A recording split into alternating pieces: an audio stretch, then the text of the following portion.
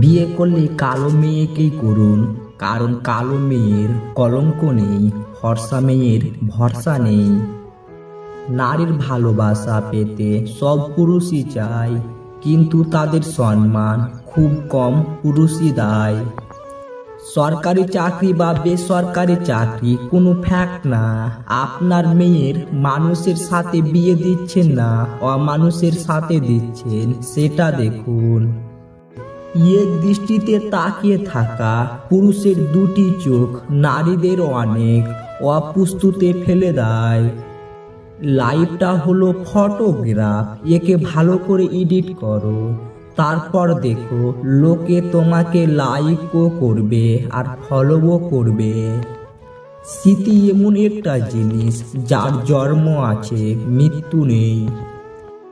যাকে ভালোবাসবেন সে গুরুত্ব না দিলে গোপনে একটি কাজ করুন, আর তা হলো তাকে একটু অবহেলা করুন। কারণ ভালোবাসাটা হলো রাবারের মতো, দুজন যখন দূরে যাওয়ার চেষ্টা করে তখন একটা পর্যায়ে তারা তীব্রভাবে নিজেদের দিকে ফিরে আসে। তবে সব কিছু বুঝে শুনে করবেন। আমরা যাদের হাতুড়া ডাক্তার বলি, আসলে ওরাই গরিবদের বাঁচিয়ে রেখেছে। আর ডিগ্রিওয়ালা ডাক্তারেরা তো সব লুটে নেওয়ার ফাঁদ বিছিয়ে রেখেছে। শরীর ছোঁয়ার সুযোগ পেয়েও যে পুরুষ যদি তোমার কপাল বেছে নেয়, তাহলে বুঝে নিও তুমি সঠিক মানুষকেই বেছে নিয়েছো। একটা পুরুষ সেই সময় ভেঙে পড়ে যখন নিজের জীবন বাজি রেখে পরিবারের জন্য কঠোর পরিশ্রম করে যায়, কিন্তু তাকে বুঝার মতো কেউ থাকে না। সব মেয়ে টাকার কাঙ্গাল নয়, সব পুরুষ অত্যাচারী নয়। রাগের মাথায় স্ত্রীকে কখনো বলবেন না বাড়ি থেকে বেরিয়ে যাও। এই কথাটা একটা মেয়েকে দুমড়ে মুচড়ে ভেঙে দেয়, তাকে আর একবার মনে করিয়ে দেয় মেয়েদের সব হয়, নিজের একটা বাড়ি হয় না।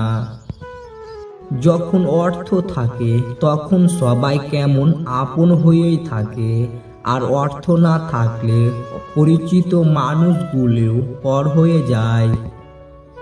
একদিন ব্যর্থ অর্থকে বলল, তুমি কত ভাগ্যবান যে সবাই তোমাকে পাওয়ার জন্য চেষ্টা করে, আর আমি কত হতভাগা দেখো, সবাই আমার কাছে থেকে দূরে চলে যাওয়ার চেষ্টা করে। অর্থ বলল, ভাগ্যবান তো তুমি, তোমাকে পেয়ে সবাই নিজের লোকের কথা মনে করে। অভাগা তো আমি, আমাকে পেয়ে সবাই নিজের লোককে ভুলে যায়। ভালো মানুষের চরিত্র এমন হয়, নাম্বার 1 সত্যবাদী হওয়া, নাম্বার 2 সমস্ত মানুষের কল্যাণ কামনা করা, নাম্বার 3 সময়ের মূল্যায়ন করা, নাম্বার 4 লোভী না হওয়া, নাম্বার 5 অপরকে কোনো সময় ছোট না করে দেখা, নাম্বার 6 মানুষকে কখনো দুর্বল জায়গায় আঘাত না করা। পছন্দের মানুষকে মানুষের সামনে প্রজেক্ট করা থেকে বিরত থাকুন, মানুষের নজর অনেক খারাপ।